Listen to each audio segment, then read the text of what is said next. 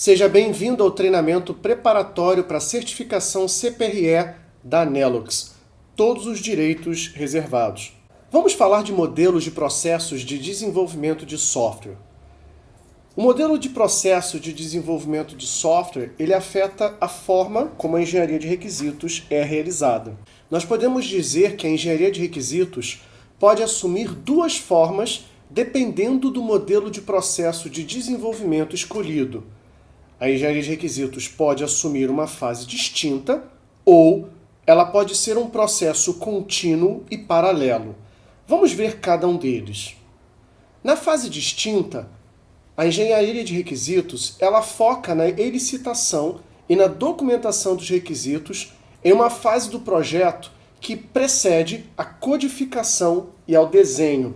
Portanto, nessa fase, todos os requisitos são elicitados antes mesmo do time de desenvolvimento começar a sua implementação.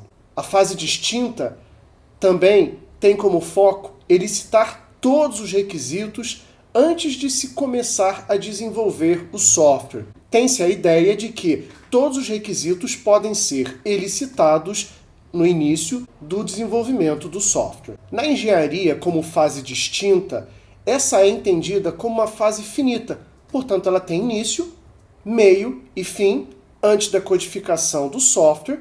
Ela é restrita ao tempo no processo de desenvolvimento. Ainda na fase distinta, a variabilidade dos requisitos é um dos maiores desafios. Por que isso? Porque quando um requisito muda, isso compromete o desenvolvimento do software. É feito retrabalho e custos e tempo estão envolvidos. Portanto, na fase distinta, a mudança ela não é bem-vinda. Um exemplo de metodologia de processo de desenvolvimento de software é cascata ou waterfall, onde nós vemos aqui a fase de requisitos antes da fase de projeto e implementação. Nós também temos o modelo V, um aperfeiçoamento do modelo cascata, onde você tem uma etapa de teste para cada uma das etapas, como especificação de requisitos, projeto de alto nível, projeto detalhado, codificação e assim por diante. Ainda assim, a engenharia de requisitos, como fase distinta, tem início, meio e fim e precede o planejamento, o desenho e a codificação do software em questão. A engenharia de requisitos, como processo contínuo e paralelo, ela se resume a elicitar requisitos no mínimo necessário. Entende-se que os requisitos eles mudam e vão mudar ao longo do curso de um projeto. Diferente de metodologias de processo de desenvolvimento, onde a engenharia de requisitos é uma fase distinta, aqui, neste caso, abraça-se a mudança. Entende-se que a mudança ela vai acontecer e ela é necessária. Neste caso, a engenharia de requisitos ela é considerada um processo contínuo, ou seja, ela acontece do início ao fim do desenvolvimento do software. Enquanto o software não for entregue ao cliente, a engenharia de requisitos, como processo contínuo e paralelo, a elicitação acontece a todo momento em paralelo com o desenvolvimento ou codificação do software. Um exemplo em que a engenharia de requisitos assume a característica de processo contínuo e paralelo é o método XP, ou Extreme Programming, onde a elicitação de requisitos, através de histórias de usuário, acontece do início ao fim. Um outro exemplo é o Framework Scrum, onde nós levantamos no início um Product Backlog. Este Product Backlog, que na verdade é o conjunto de características de alto nível da solução ou software, ele é afinado, ele é alterado do início ao fim do projeto, que é algo que nós chamamos de grooming. Existem diferenças na priorização dos requisitos? Sim, existem.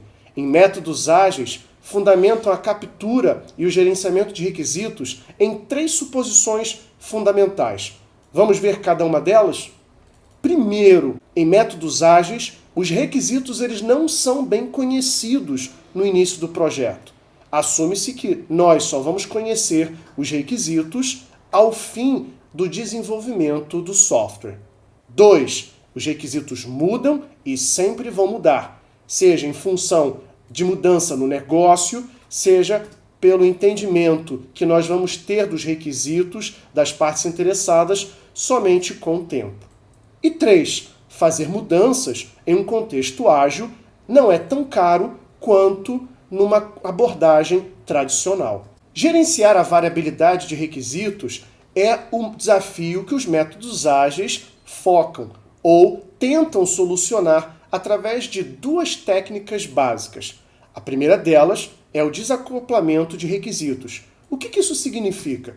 Isso significa que um requisito ele tem o menor nível de dependência ou de ligação com outros requisitos.